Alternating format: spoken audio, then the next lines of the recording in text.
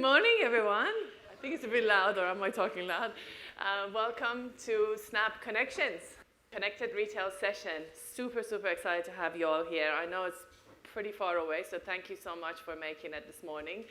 And can I just say, how amazing is it to meet face to face? Can everyone just seriously give me a clap? I just love it.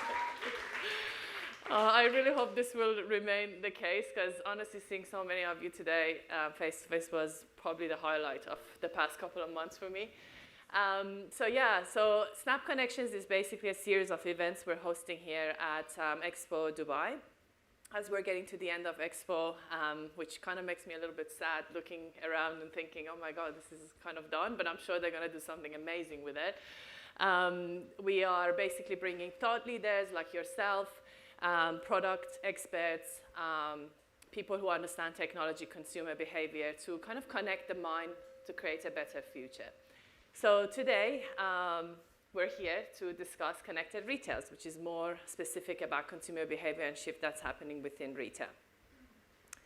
For those of you who don't know me, my name is Farima, and I have been leading retail e-commerce industry here at Snap Dubai for the past 5 years. Me, alongside with my wonderful team, support you and consult you on a daily basis how to use Snapchat to acquire customers, to make sure that you drive those sales and also foster loyalty.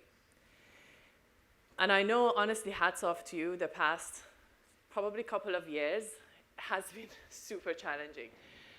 For the past 12 years, my experience in tech and advertising, I don't think I've ever seen such a fast pace of transformation. I know most of you are going through major transformation at your organizations and trying to really catch up to see what will happen with that consumer mindset shift in the future, and how can you future-proof your business. So we're actually here today to exactly cover that and what we think is changing and is here to stay.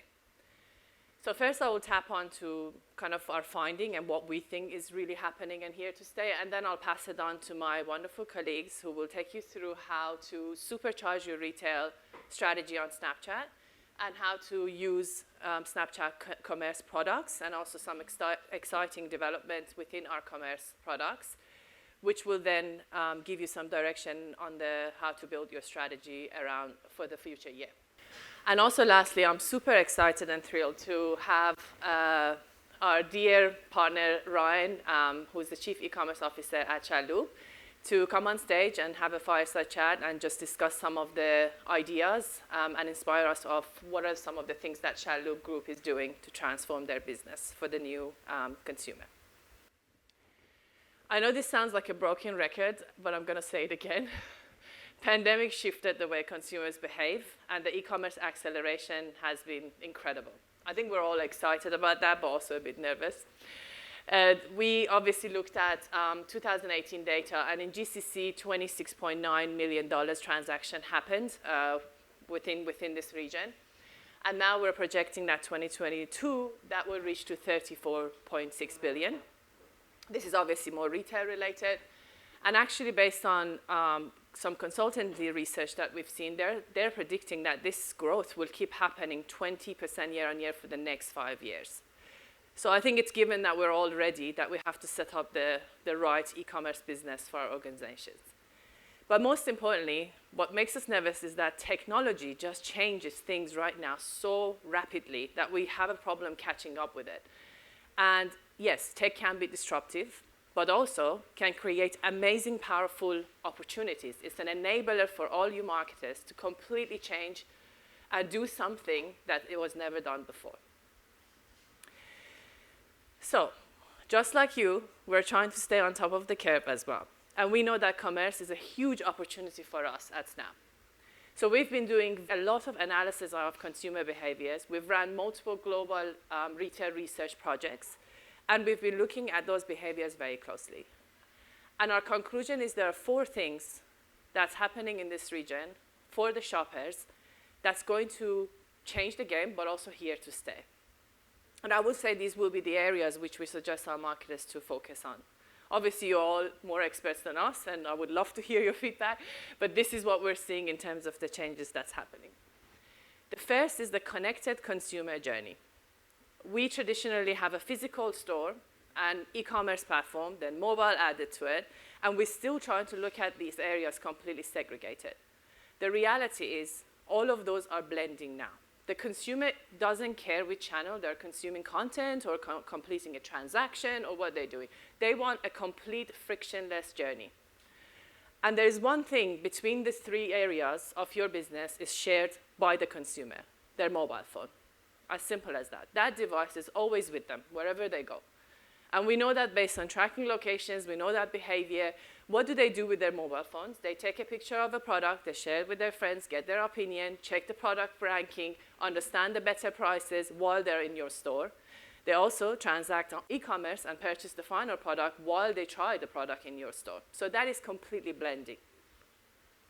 The second area of the change we're seeing is the growth of social commerce. I think our region was a bit underdeveloped previously, or maybe simply as simple as trust or not having enough shoppable ads within the social ecosystem. But that's changing. The likes of Snapchat, Facebook, and all the other platforms, we are creating more opportunities to provide those frictionless, seamless shopping experiences within social media for the consumers. So that's growing rapidly. The third part is the GCC retail sector is now expecting to experience and welcome a lot of smart retail ideas, such as AI, VR, and AR. And I think that is where most of our passion is, AR. Because we think that's going to completely transform the business and retail consumer experiences in the next coming years. And lastly, we all know that we have to have a brand purpose, but more than ever, this is becoming important for two reasons. One, cross-market brands are coming to our region. They realize the potential here, so they're coming and kind of putting their effort into lower funnel advertising, getting a little bit into that whole price competition, and really trying to make that whatever their global success was replicated here, which could potentially work. So it's putting some of those legacy brands and brands that were already very much successful in the region at risk. And the second fold, which is probably most of whoever is dealing with e-commerce right now, painful situation, is the change of data. Obviously, IDFA, privacy-centric customer data, in addition to that, implementing the same scenario, is putting all of us in a bit of a tricky situation where we kind of have to revamp our marketing strategy and approach and how we use consumer data. Let me just touch on a little bit more on the first bit. So we ran, as I mentioned, a few research projects, and we found out that actually, interesting enough, mobile is not only growing the digital transactions and digital kind of sales or experiences happening on mobile phones, but also 64% of our Saudi customers say now they cannot go shopping without their mobile phones. So that means their mobile is always with them, and this is an active journey. In fact, 75% of the millennials said, the shopper millennials in Saudi, said that they will be using it actively to do some of those behaviors I previously mentioned. Also, 3 out of 5 said that they share product images and product links and whatever they like with their friends at all times. But what's really eye-opening also is that a lot of new behaviors and new tech out there, for example, augmented reality, is basically becoming kind of your storefront. So people are trying on products, interacting with your brand before they even step into your store or app. So that behavior starts even outside of the environment where you know and can track customer data. Within that mobile growth and mobile kind of behavior, the fastest growing area is actually social commerce. The reason for that is simply because previously in Asia, we witnessed a massive growth and boom of social commerce. A little bit later, with delay, was adopted in US, Europe, etc. But this region, we all know that our consumers love creators. They're influenced by friends, family, and people that they're a big fan of. They continuously consume social media, so very high time spent, and communicate through social media, especially in markets like Saudi. This is a major systematic change for how things are happening. So 63%, which I thought was really eye-opening, 63% of the shopper actually think that they will be discovering, planning, and intent to buy on social media more than search and marketplaces. So I'm sure we focus a lot on our search campaigns and marketplaces and how much our product's discoverable, but 63% think already that they're actually discovering within social media more than they will go and actively search. Also, behaviors like shoppable AR or catalogs or social pages is creating this new phenomenon where people, normal people, like communities like us, are creators. They are your creators now. So 81% of Snapchatters believe that they are personally AR creators because they either use existing assets and create their own story out of it, or they go and grab a piece of AR and interact with it, or even create it on our platform, such as Web Builder, which any one of you can access and for free create. On augmented reality specifically, I'm going to just basically put it in a simple way. 10, 15 years ago, when we went to our marketers and said, PC and web is becoming a big deal, you need to kind of have an e-commerce platform, you have to be there because that's where people are starting to spend time. A lot of marketers said, that's a very small friction of my business. I just don't have the bandwidth, resources, budget, and investment to do that, right? That's okay, because the adoption was a bit slower. So people caught up, some didn't, and still catching up. And then the mobile marketing hit everyone. And it was like, oh, now you need to have a mobile store, an app, and be on mobile. Oh, no, that's too complicated, too costly, don't have the resources. Some people, again, missed out. And then now we're at the era, which we think is probably the greatest and fastest adoption is going to be augmented reality. And this is based on multiple data that we collected with Deloitte, which we're happy to share with you, that our consumers are not only saying that they're spending on AR and considering products on AR, they're actually adopting and demanding AR. So when we look at that growth, what's scary is that actually the AR adoption is now 4 times faster than the PC and web adoption, and 2 times faster than a mobile adoption. So that means it gives you less time to actually figure out how should you capitalize on your AR strategy. And when you obviously don't use a tool that you can reach millions of people, it's an uncluttered, untapped opportunity and space, then you always will have to start playing catch up. So it's not about should I start AR, it's about how do I start my AR strategy. Just to give you an idea, from the beginning, almost a decade ago, at Snap we looked at, obviously, we're now a super app, but our app, the core of it was camera. Right? So we started at Snap, and we said the core is camera. Now I would say Evan and Bobby. I just kind of followed the fun. So they started with the app, and they said, camera is the center of our app.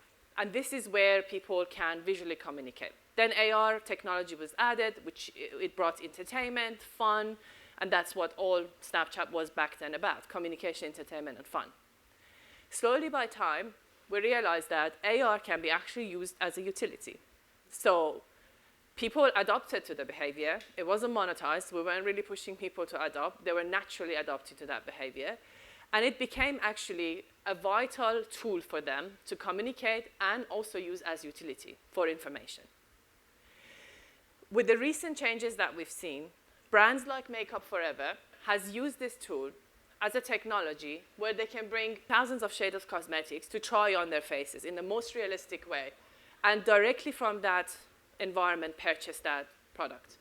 Same as putting a pair of sneakers on. But what's interesting is that these campaigns or these type of activations has shown us that AR is now getting you almost one step close to the checkout point. So AR is no longer just an experiment or immersiveness, but actually it's right at your checkout point. And also, with a try-on factor, for example, trying a pair of sneakers, we've seen that the return actually decreases by 45%. So that is a 2.6 billion Saudi riyals in Saudi last year of returns, which can be avoided if product try-on is actually available to customers before they make an online purchase. Lastly, what we all know, again, consumers now really demand brand purpose. So everything you do across your channels, you have to have one purpose that is clear. What does your brand stand for? And have a meaningful connection. If that meaningful connection is not there, you literally are pushed down to the funnel to compete with tons of retailers that probably offer the same similar products, but in a very cluttered competitive landscape. So obviously that is resulting in a lot of pressure for your lower margins because you have to start from the scratch and have that brand purpose before understanding how to go in that lower funnel war. And also the emotional meaning for people really builds that loyalty and fosters that loyalty where they remain with you for a long term.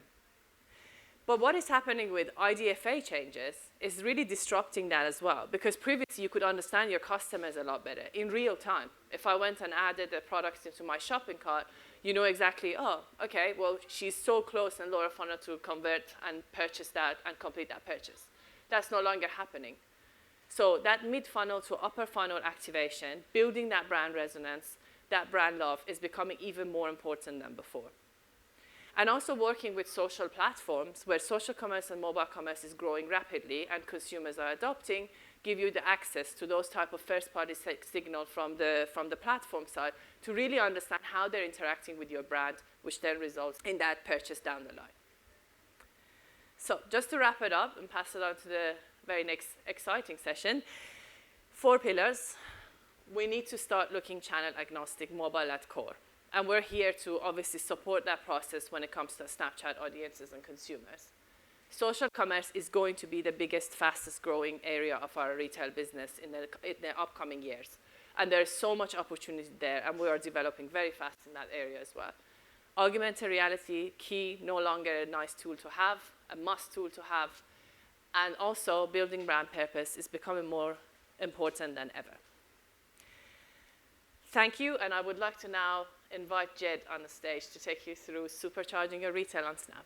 Thank you. Thank you very much. Thank you, Farima, for an amazing introduction to the session, some great insights. It's lovely to meet you all. I'm Jed Hallam. I look after comms planning across the EMEA region, and the MENA region is a massive focus for me. I've got to admit, this is the first time I've been in a room with this many people for 2 years, and it's the first time I've worn trousers in 2 years as well. Definitely don't remember them being this tight. So if I'm jiggling around at any point, then give me a shout. So Farima kicked us off with some amazing insights into consumer behavior across the region. And it was a lovely introduction, right? I'm here to apply some pressure and to talk to you more specifically, like take it down a level into Snapchat and the Snapchat generation. Because I think where we're at right now is an amazing moment in time where you guys have got a great opportunity to take advantage of changes in attitudinal and behavioral changes with consumers. But that's a finite window, and it's going to close if you don't take advantage of it in the next couple of months, couple of quarters. So let me start by taking you through what I think has changed. The first thing, third time's a charm, is over the last 2 years, I think what we've seen as people have spent more and more time with traditional media, traditional social media, is that people have started to realize how these platforms work. I think people are starting to realize that their attention has been hacked. And when we think about things like the feed and how a lot of traditional social media platforms are built, they're kind of built for that, right? Like it's built to try and keep you locked in as long as possible. I just saw someone doing it then, like the sort of you can lose 45 minutes, right? And you don't really know where it's gone. And that's kind of terrifying because it's a bit like fast food for your brain, which is a really terrifying situation. And I think people are starting to realize that. And when we think about the feed, if we think about before social media came around, like the phrase the feed, and like if you all think about it right now, it would be a bit like a farmyard, right? That conjures up images of farmyards and like animals taking food from a feed, like a chute, and they all mindlessly go in and then keep eating together whatever they're given. And this is how we talk about how people think about like content and consume news and information and entertainment. And I think people are starting to realize that their attention has been hacked, that they've been monetized and manipulated into spending more and more time on the things that they might not actually want to be spending time on. And the Snapchat generation, I think for these people, for Gen Zs, for millennials, and for broader generations as well, I think the tide is turning. I think what we've seen over the course of the last 2 years has been quite a big shift. 8 out of 10 feel like they've now taken control of their own online experience. Taken control, like that type of vernacular is really, really important, right? 7 out of 10 are now prioritizing a friend's recommendation over that of an algorithm. I'm sure I'm not alone in, when you open up Netflix or Amazon Prime Video, you sit there for 2 hours trying to decide what you want to watch rather than actually watching something. Then you text a friend, and guess what the friend says? Watch this, you watch it straight away. And this is really important because I think people are starting to become much more savvy to how a lot of these things work. And the final one, which I think is really important, is more than 86% think privacy is incredibly important. That has changed quite a lot over the course of the last few years. And privacy is really important because privacy builds trust. The more trust you have, the stronger bond you have. Like we all trust our partners, our friends. It's the basis of every great relationship. And I think this has been accelerated over the course of the last 2 years, but these are changes that have been coming for a while. I think as more and more people have realized how these things work, how platforms work, and how they want to behave, how they want to be portrayed, I think they've taken, it's taken a lot more control over that. I think, as I say, this is accelerated. I think brands that adapt to these changes and adapt to this kind of new world that's coming in now will really prosper. And, of course I would say this, but I believe Snapchat was built for this. We've been built very, very differently from the very beginning. And I think, this is not on script now, please bear with me. Over the last 10 years, a lot of our products have been copied by our competitors. And you can see the list over the course of the last 10 years. I think where we're at now is a lot of the cultural things that we've built, a lot of the ways in which we behave with people you're going to start to see those things being copied too. Because things have changed. And we've been innovative from a technology perspective for a decade, but we've also been innovative from a cultural perspective for a decade too. When you look at the app, this is one of my favorite screens, right? So I've been at Snapchat 6 months. One of my favorite things for Snapchat over the last 10 years, and this is such a tiny thing, but it makes such a huge amount of difference. So when you're in chat and you're talking to somebody, have you ever noticed that when they come into the chat too, their little head pops up in the corner? This is such a tiny, tiny thing. But what that is telling you is that person is there and paying attention to you right now. And that is huge, right? Because that is the best replication of an in-person conversation that you can possibly get, because they're waiting for you to talk and they're waiting to listen to what you've got to say, which is amazing, right? So I think these types of things demonstrate that what Snapchat is built for is real friends, real conversations, real moments, and the real world. We focus attention, we never steal it, and I think this is really important too. And when you think about the way in which we help brands operate in this world, like these things that I talked about, this trust, this attention, these things are fundamental to how we build an app and how we build a relationship with Snapchat.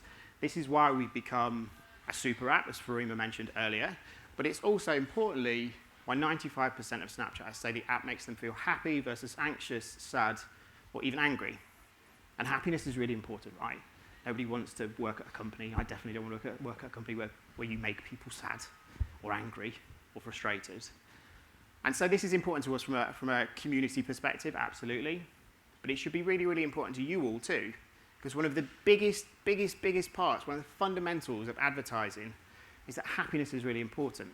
You look at Coca-Cola, they built like one of the world's biggest companies, one of the world's strongest brands off the back of happiness. Now that's not by mistake, that's on purpose, right? Happiness works because happy people are more receptive to brands, they are less cynical about messaging and form longer lasting memory structures when they're happy versus when they're sad or anxious. Happiness is really important on every level, but from a brand perspective, it's really, really important. And you can see this. This is academic research, so there's like 30 years of research that supports all of this. So this is not just me stating these things. This is pretty well accepted. And you can see how this reflects in the app, right? So when people are on our super app, they're very, very happy. That creates a very healthy environment for sales because people buy through our content, they buy through our camera. And when we think about how the camera has adapted over the years, and evolved over the years, like since the pandemic, easy for me to say, the Snapchat generation has become 3 times more likely to use AR try-on. So AR has become a core part of the consumer journey, and that's because it makes people happy, helps them express themselves in ways that other platforms don't. And there's a huge amount of them. Like scale is really important as you're trying to build a world-beating brand. As you're trying to drive people into new sales patterns and new sales behaviors. 75 million plus people across the region is really, really important. And they have an enormous amount of money to spend. 425 billion in discretionary spending power is incredibly exciting. And I think the brands that start to take advantage of the changes that we've just talked through from an attitudinal perspective will put themselves in an amazing position to start taking a big chunk of this. But I did say I was going to put the pressure on. There is a distinctive tension that exists in the region. Because what we've got is a market of consumers that are changing their behaviors and their attitudes quite significantly in quite a short window of time. And what we've got here, this 19.8%, there is an enormous amount of headroom, right? So that 19.8% is the percentage of sales in retail that are driven by e-commerce, online sales. And you can look at every other region around the world. It's nearly 10 percentage points behind every other region, 8 percentage points off the global total. So the market itself is behind where consumer behavior and consumer attitudes are right now. And this is an enormous opportunity for all of you, because I think whoever starts to take advantage of this window, and it is a finite window because someone's going to come in, and it will probably be one of the massive players, someone will come in and they will move that on their own. And so I think for you guys today, the opportunity is to start to look at how can you drive that 19.8% up, because the appetite is there, the behavior is there, and most importantly, the attitude is there. So with that, I'd like to pass on to Zadie, who's going to talk to you about how we can do that through Snapchat. Thank you very much.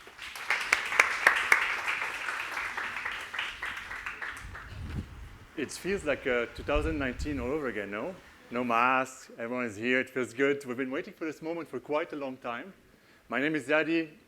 I hold the honorary title of tallest speaker in this week of Snap Connections.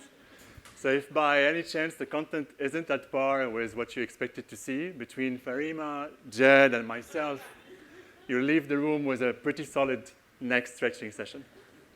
So besides trying to crack jokes, I lead product marketing at Snapchat. My role, simply put, is to create a synergy between what the headquarters works on from a product perspective, so the product roadmap, bring it to the region, and then build narratives alongside the team that will explain and better adapt our products to your needs across the board, across verticals. And a lot of the time I spend these days is on performance advertising solutions. One of the reasons why, 50% of Snapchat's business today, globally, is direct response. So 1 out of $2 we make is made to commit to a conversion or a sale. And that's why people come to us. And that's why we believe that Snapchat is built for your business. We believe that Snapchat is now becoming a performance engine around the different trends and different reads we have from the market. So what I'm going to try and do, Farima went through the trends, the insights. Jed gave you an idea of how we look at things, our audience, the quality, the behavior of it, a bit of a success story from a Snapchat perspective. My objective today is to tell you how we're going to maximize your ROAS, your investment on Snapchat. And as a starting point, we went through a global roadshow last year with a lot of our advertisers to gather the key pain points, the key pillars that we needed to improve. The first one, any idea? Any guess?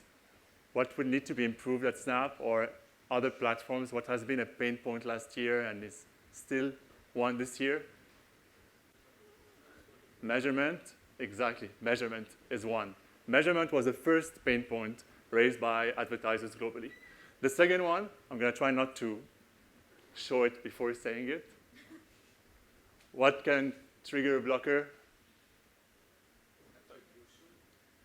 Measurement attribution, there's a whole discussion around creative blockers, what to show on those platforms, how do we navigate the different channels that we communicate on, online and offline, how do we make sure that we're efficient, how do we optimize, again, the dollar investments that we put on. And the last one, I'm not going to bother you with it. It's everything around commerce, right? That's why I'm here today. How do you optimize your commerce experience? So we came up with the 3-step framework, the core of it being measurement, attribution. How did we go around the changes that the industry has been going through, the disruptions that happened last year, that will happen this year, probably. The second one is around creative, brand equity, brand love. How do we build that with the users on the platform? And how do we facilitate that for brands that come on board? And we'll talk about organic presence as well. And the last one is how do we adapt our solution to your needs from a commerce perspective and make it easier to transact on Snapchat altogether. So I'm going to walk you through this framework. It's all food for thought. It's not a perfect, picture-perfect idea, but there's a lot there to be digested, and hopefully you'll like it. So the first one is around taking control of your data, right? It's been a topic all along. It's even more a topic today. So how do we do so? How do we make sure that anytime we invest, we understand what the impact is, whether it's online or offline, across your assets? And our one-fits-all solution today is the Conversion API. Just with a raise of hands, who heard about the Conversion API before? OK, we're good. So the partnership team doesn't have all the big bosses are here. You're good, guys. So what's the Conversion API? What, very simply put again, we take whatever insights you have on your customers on one end. So everything that you have on your servers about your customers on one end, we take it forward. I'm going to work on my steps for today. And then we take our understanding of our users on our platform, and then we plug it in. And the connection of the two makes a Conversion API. So we exchange data between the two of us to make sure that everything that we understand about our users, everything we want to know about them, is there, readily available for you to measure impact of your campaigns. And a few examples of how to use a Conversion API. Measurability becomes an easier game. Attribution, we talked about it. It covers for online and offline. It covers for app and web. So we cover the full scope of the digital ecosystem. And the idea there is really to give you pre-2020 readability on your metrics and to expand and be able to experiment across the board on any type of campaign that you launch. And a good example of that is a case study that we published with our friends at Landmark Group on Centerpoint. That's an offline example where you can see that we had double-digit higher ROAS in store, and we had triple-digit higher returns. And this was an offline exercise that we did across 74 stores in the region. This to say it's unlimited capabilities as long as we have the setup in place. And so you'll see a lot of our team members coming to you and trying to facilitate, whether directly or through a partner in the region, the integration of the Conversion API. So first step, take control of your data, Conversion API. We can understand what's going on. The second one is to build brand love, build your brand equity. Jed spent some time on it, for me as well. Branding and performance used to be two separate components. It's not the case anymore. We're big on brand performance. We're big on new to brand. We want to make sure that we make the best out of your budget, so that it's branding and performance. We link both, link what results they can drive. So one of the big moves we've done, and I think for those of you who know Snapchat for a long time, we've launched public profiles recently, your own home for brands on Snapchat. So we're moving from a temporary type of content to an exclusive, permanent content on the platform. Just as a note, in case the team hasn't mentioned it, public profiles are becoming mandatory for all advertisers on the platform in H1 2022, which means that by June this year, all of you should have a public profile, whether it's just a page created with your brand name or an active profile with content. And you can do so across the board. Build your own stories, build your own video experiences, AR experiences. And public profile will very quickly become the gateway to innovation on Snapchat. So we're going to release products on Maps. We're going to release products on Spotlight across all 5 screens. And we're going to just consolidate the entry point on public profile to make it a bit more than just a content publishing profile, just a way for you to lock in all innovations that come in on Snapchat. And then linked to public profiles, something that I know a lot of you have been waiting for, creators. We were the first platform back in the days to nurture creators. Creators are the core of what Snapchat was. We never had a public offering on creators. It's becoming a reality, and we're doing it in 2 ways. First, globally, we released something called the Creators Marketplace, which gives you an entry point to all creators on Snapchat, audience insights, what they've done, demographics, where they're based, where their audience is based, so everything you wanted to know about Snap creators. And locally in MENA, we have an ongoing beta test with a creator offering, which allows you to bundle AR plus video, supercharged by creators.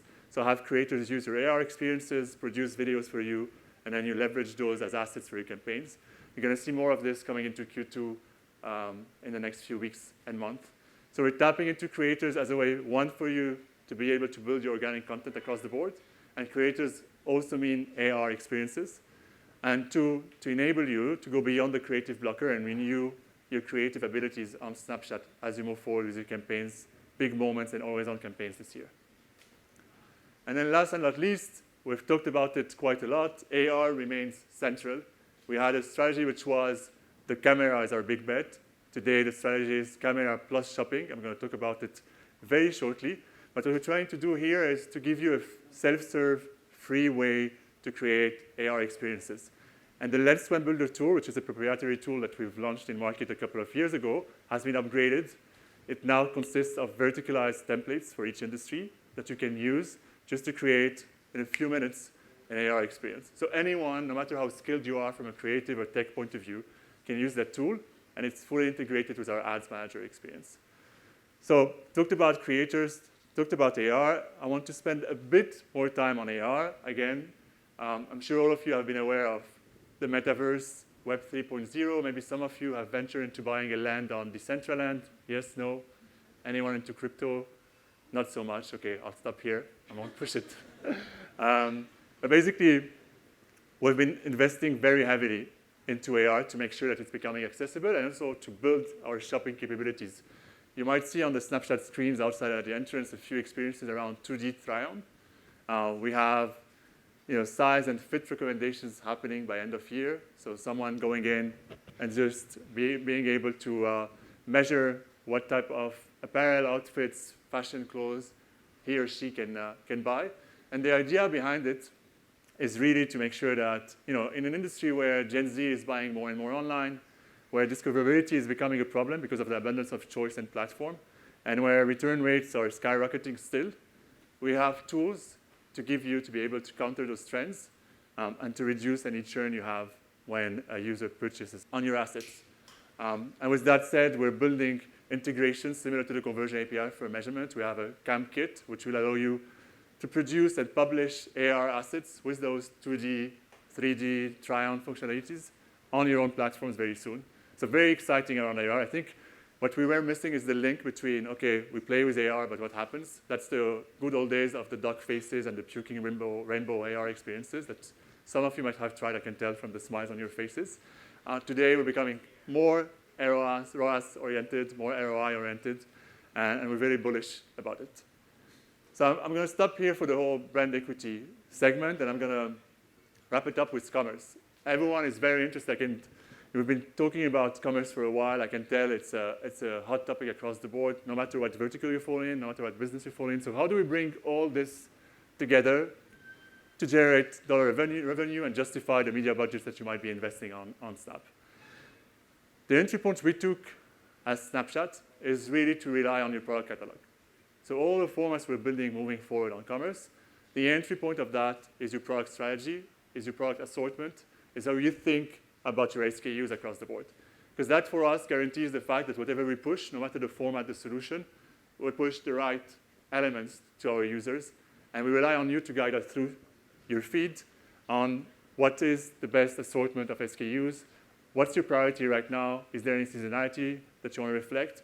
So product catalog based across three main functions. The first one is the native store.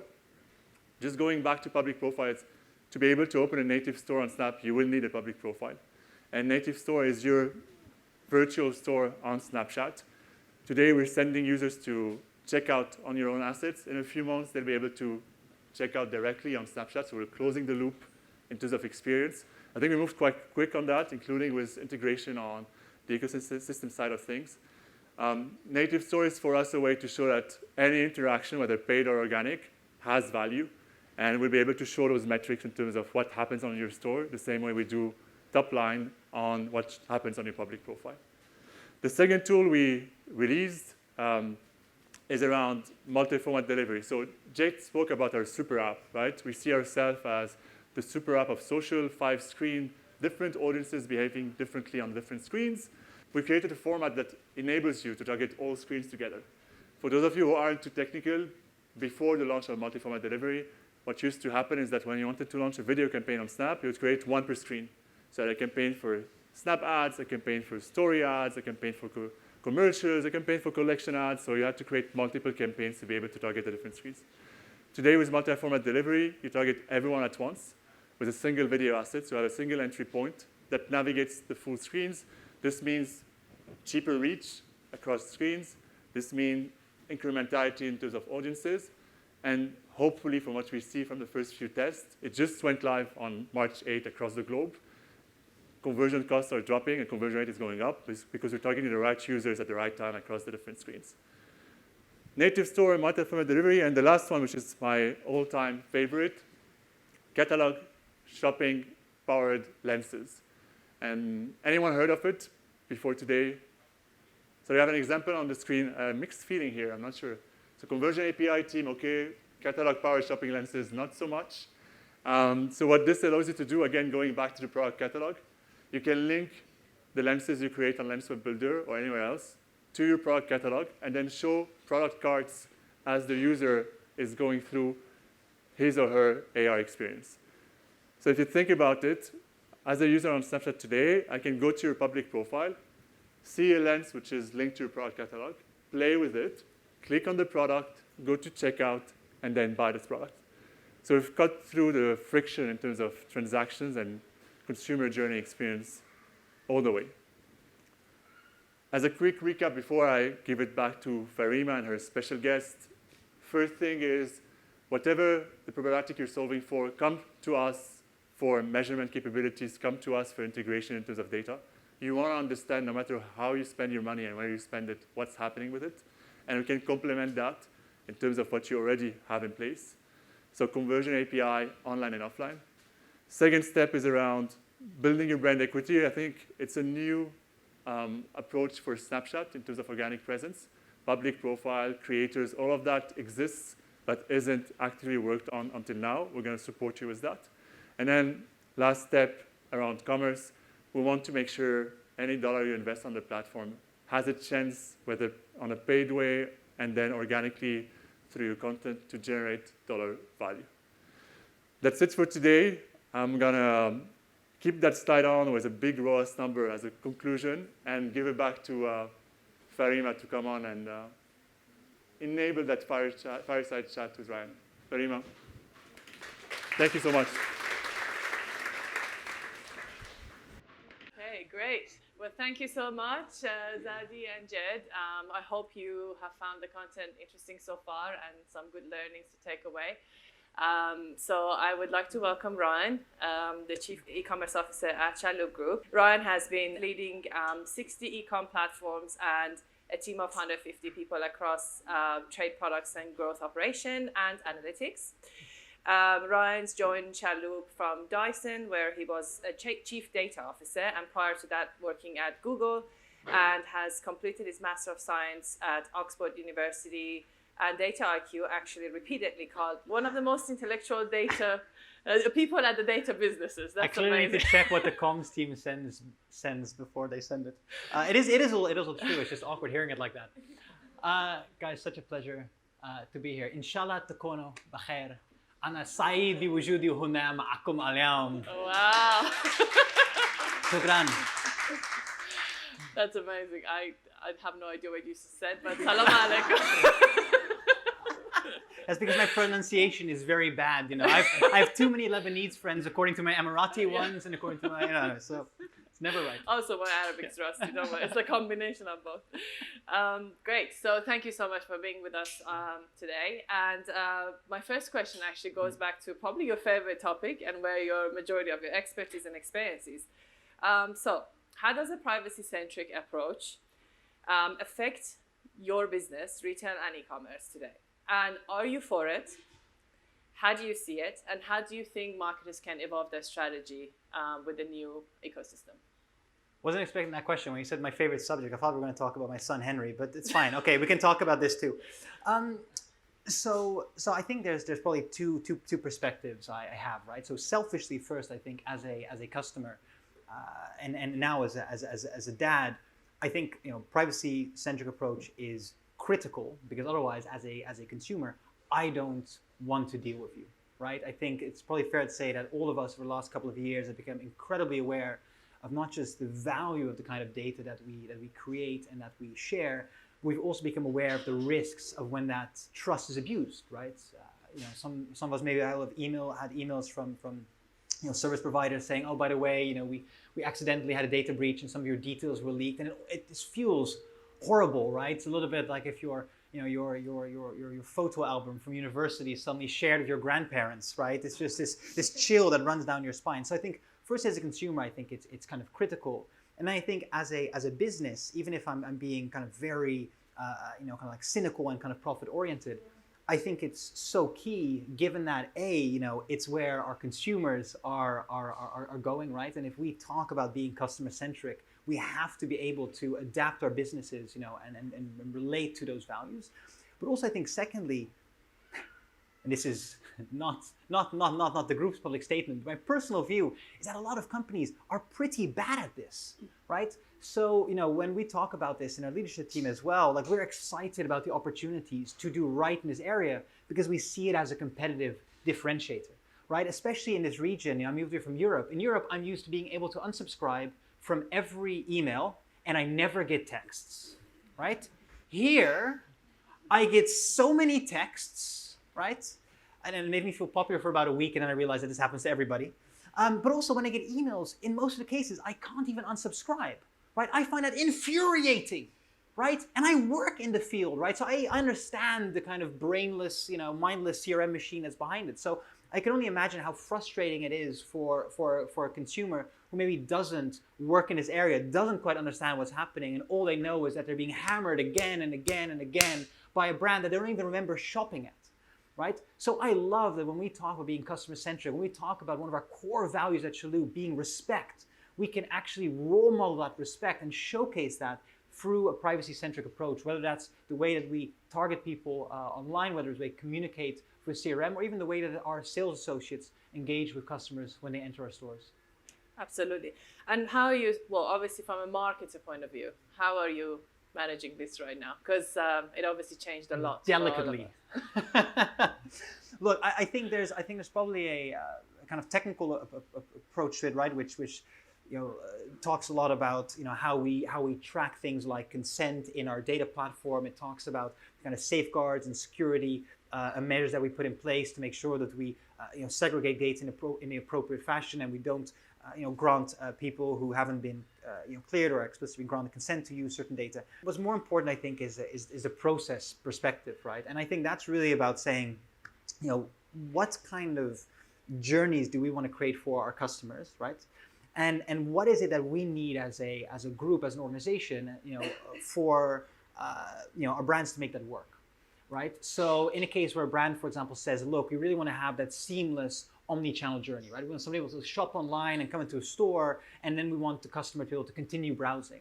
That obviously means data sharing, right? That means saying, okay, we're going to grant certain people in the store access to transaction records and whatnot. But of course, how you do it is really important, right? If we simply go, listen, here's a bunch of orders from a customer with their address details and credit card details, go fill your boots.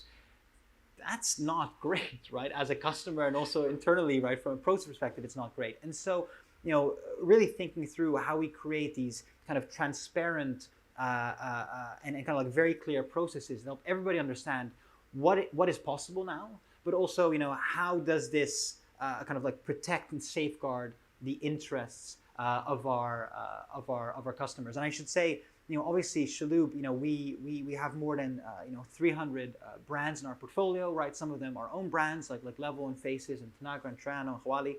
Some of them franchise brands and also joint ventures. And so, in order for us to maintain credibility with those partners, right, and to remain the partner of choice for luxury in GCC, it's also selfishly very important, that we adhere to these principles, because otherwise, I think very quickly people wouldn't want to work with us anymore. Absolutely. No, that makes sense. And at Snap also, privacy has been the center of our app, and that's why people love Snap from the get-go. So I understand from a consumer point of view, it makes perfect sense. It's just a matter of how do we adapt to the new ecosystem and kind of set up to create these seamless experiences. My second question actually for you is that enhancing experiences through social media, which obviously we are facing these data issues, but also there is so much going on social media where you can enhance those customer experiences, get those kind of signals of what customers love, how they want to interact with your brand. How do you think this will shape the future of retail? And do you think this will be the fastest growing channel for retailers? And how would you see that playing a role in MENA? So I think when it comes to MENA, right, there's a number of trends that are interesting, right? I mean, Saudi, I spoke at Leap there last month, and when I was kind of doing my research, right, on the latest consumer numbers, I was astounded to see that more than 80% of the Saudi population is on social media. What really blew my mind is that I realized that was the entire population, right? So including babies and the old folks. And if you actually look at 16 to 64, it's 99.7%. So now, of course, my quest is to meet the 0.3% and be like, how do you survive, right? Like, what are you doing? And then if you look at kind of like average utilization, the average person has something like 10 different social channels, right? Which also, I mean, I have like 3 and I find it difficult. But I think what that says is that you're talking about an audience that's kind of like very mobile centric, very app centric, and I think then, of course, when you look at what that means, coming back to your question, it's one of two things, right? Either as a brand, you need to have a really strong presence, on the social platform, right? You need to make sure that if your audience is very engaged with Snap, that you have the right kind of presence there, right? Be it from a content perspective, be it from an ad engagement perspective, lenses to make sure that you can actually reach them, right, and connect with them in a way that's meaningful to them. Or alternatively, you need to make sure that you've got a really strong app yourself, right, that adds genuine value, right? Because I think sometimes the problem is that people say, oh, mobile is important, we need an app, right? And then you look at the app and it's like a shit version of the website, right? No, it's true, right? And you go, well, why do I want to do this, right? So, the conversation I have a lot with our brands is, okay, if we're going to do an app, how is it going to, be better or different than what you can do, on, for example, your social channels, right, or on a mobile web experience? Because I agree with you when you're talking about these new affordances, be it, m-commerce, right, and social commerce, be it capabilities, around AR. What's fantastic is that these things are suddenly, becoming much more democratized, right? Whereas before you needed, very expensive kind of feature phones and would only work maybe on iOS, and I'm an Android guy.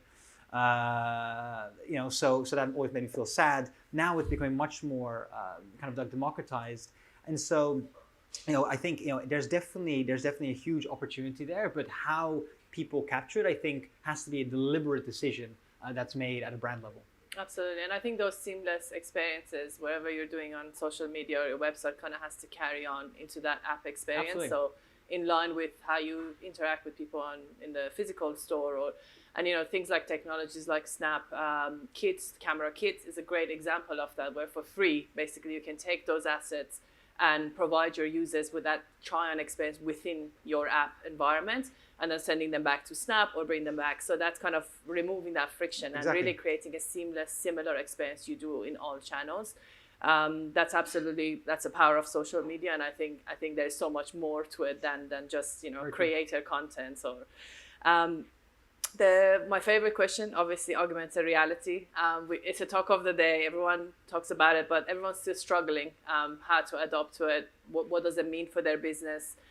We talked about some real results, try-ons driving actual sales, or try-ons driving actual consideration or less return, so more in a sustainable kind of business form that augmented reality can support. How do you see it for your business, and what do you think, how is that going to shape the way that you connect with the consumers?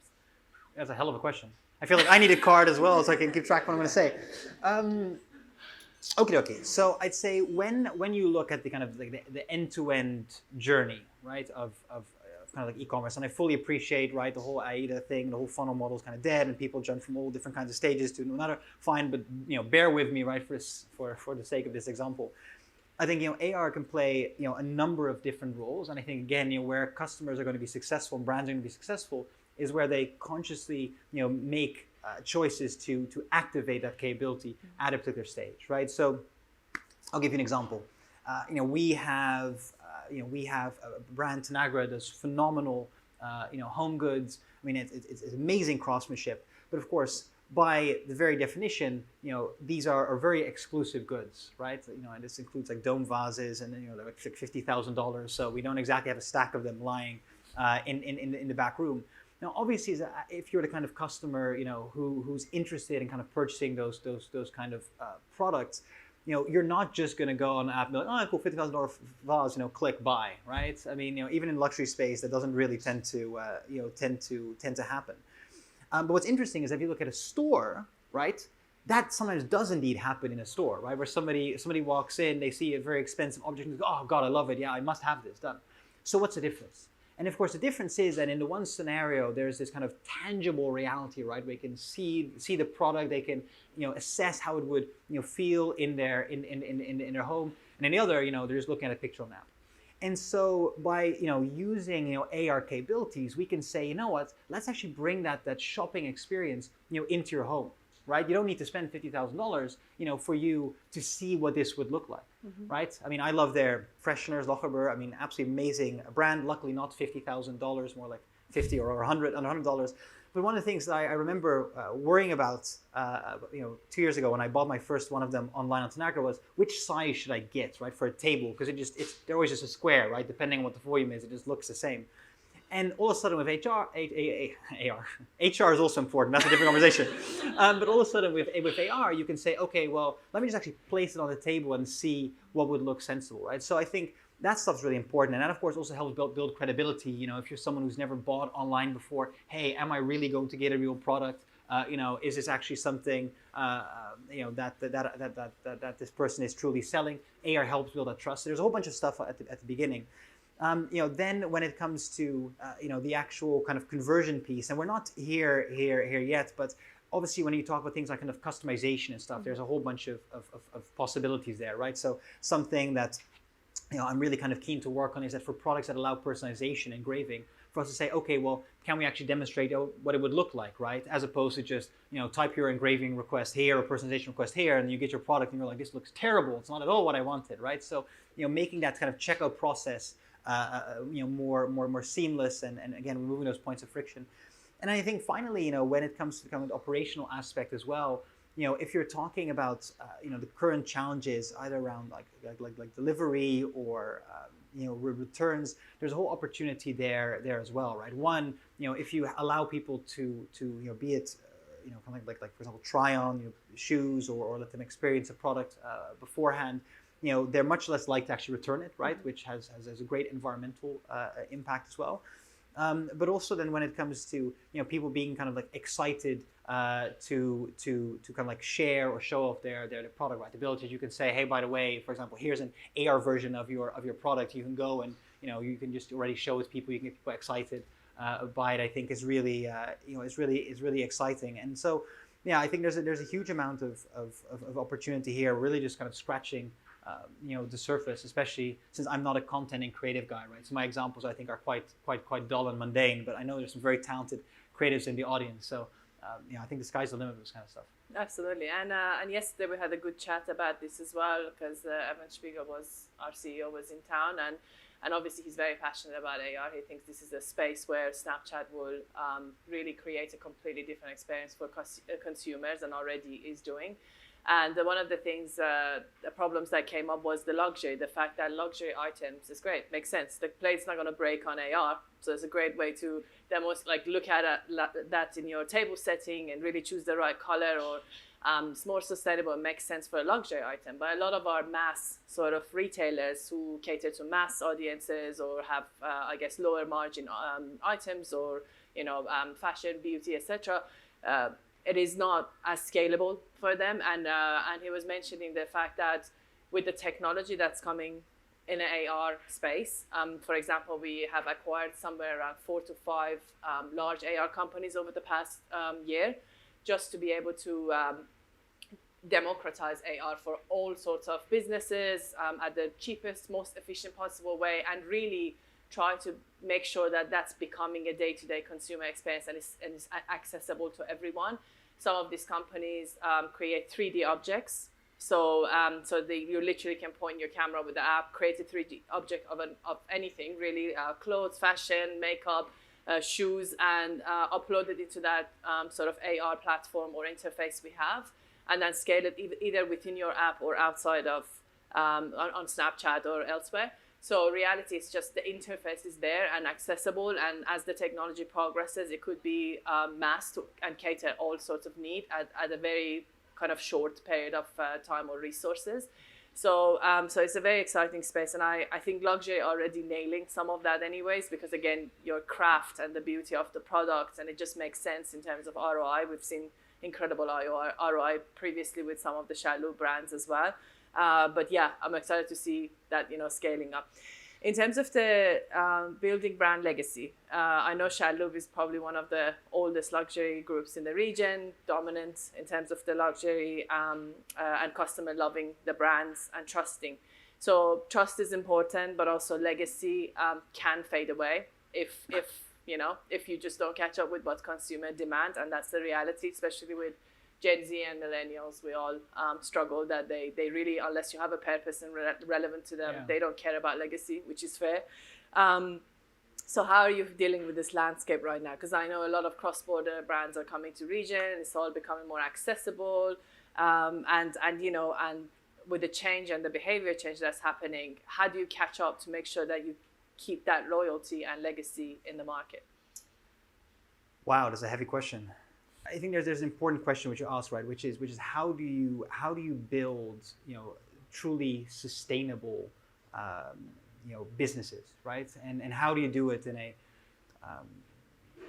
environment that's quite volatile, right? And subject to a lot of change, both from economic perspective as well as kind of socio-demographic perspective. And I think there's a couple of things that come into it. I think one, it kind of begins and ends usually, if done badly, with kind of values, right? Like, what do you stand for as an organization, right?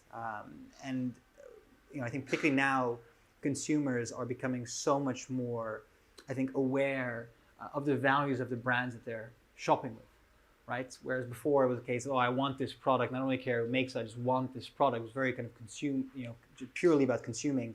I think now it's shifted much more to experiencing, right? So you hear this often with luxury. People say, would you spend, 2 or 3 times the amount you could for a pair of trainers just to get this pair of trainers? And the answer is, well, because that pair of trainers is made in some workshop, somewhere, whereas this was hand stitched by artisans in Milan or wherever else, right? There's a certain story and a certain heritage that comes with it. And so I think as a group, when we talk about kind of our values, right?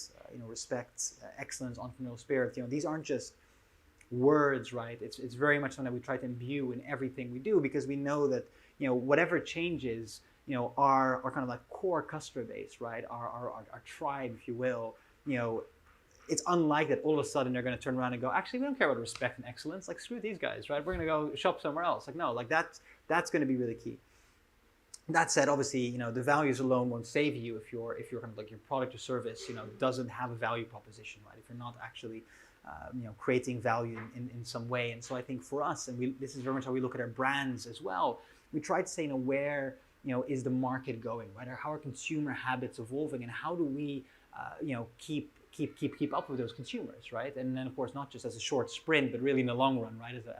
As a marathon or longer. And so, for example, we just added guests to our portfolio, right? We're really got some really exciting plans, particularly focused on Saudi Arabia, and that's because we know that from a consumer perspective, Guess is a very appealing brand, for kind of like a lot of the especially younger Saudis. So it's like, okay, great, then let's actually work with this brand, right? And let's build these experiences. Similarly, of course, when it comes to the expectations, I mean, you already mentioned the changes in media consumption behavior, but even when it comes to things like the delivery experience, right? It's very much changing. And so, when it comes to our brands like Level and Faces, we really we make significant efforts and investments to make sure that the kind of capabilities that we're putting in place and the kind of experiences that we can provide at the end of the day are those that our consumer either expects or is going to expect in the near future. Because I think nothing is worse, I think than arrogance, right? And that line, "I am Ozymandias, King of Kings," it's from a poem called Ozymandias by Percy Bysshe Shelley, and I guess it's a poem about the price of arrogance, right? If you say I'm the greatest, right, and we're fantastic, that's a very quick way of running your business into the ground, right, or into the sand in this part of the world. And so I think having that humility to constantly, be aware of the changes, right, to constantly listen, and also I think to be constantly willing to kind of like reinvent yourself, right, and I don't mean just on a personal, spiritual level. I mean as an organization, I think is incredibly important. Of course, having the right partners to help you through those changes. Yeah, absolutely. Is And key. I mean, yeah, in line with your also, I think consistently and connection, a proper connection that you don't really forget that connection existence. So on social platforms, we always talk about, your consumer and your community is there. How are you engaging with them? What are you saying to them? How do you add value to them? And how consistent and kind of always on you are, I think is really important, because you can't just Absolutely. do burst and seasonal things and just assume that they will always come back. Yeah, look, I mean, you probably knew people like that in college, right? That would just show up for like the one party you threw, and you were like, "What the hell?" Right? I don't want to be your friend, right? And sometimes I feel it's the same way with brands, right? Where just before like Eid or Black Friday, I get a bunch of things. It's like, Ryan, beloved customer, and I'm like, he just wanted me for my house party. So it's important to have that sustained relationship for sure. Absolutely. Well, thank you so much, Ryan. Honestly, You're very always welcome. pleasure having a conversation with you. Thank you for joining Likewise. us today, and thank you everybody for joining us today. Honestly, really appreciate your time. Thank you so much.